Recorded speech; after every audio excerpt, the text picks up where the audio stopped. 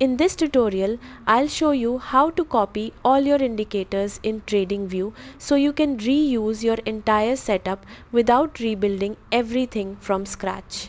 Don't forget to like and subscribe. First, open Tradingview and go to the chart where you already have your indicators set up exactly the way you like. Take a moment to check everything is visible and properly configured so nothing gets missed before copying. Now, look at the top of your chart and find the Indicator Templates option.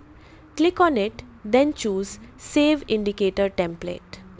You'll be asked to give your template a name, so pick something clear and easy to remember. Once you save it, Tradingview stores all your indicators along with their settings, so you don't have to worry about reconfiguring anything later. Next, open a new chart or switch to a fresh layout.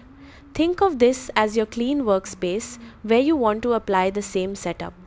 Once you're there, go back to the Indicator Templates option at the top and select the template you just saved. Instantly, all your indicators will appear on the new chart with the exact same settings. Now, if you also want to copy drawings like trend lines or notes, there's one extra step. Head back to your original chart and open the object tree or right-click on the chart to locate your drawings. From there, copy each object and paste it onto your new chart.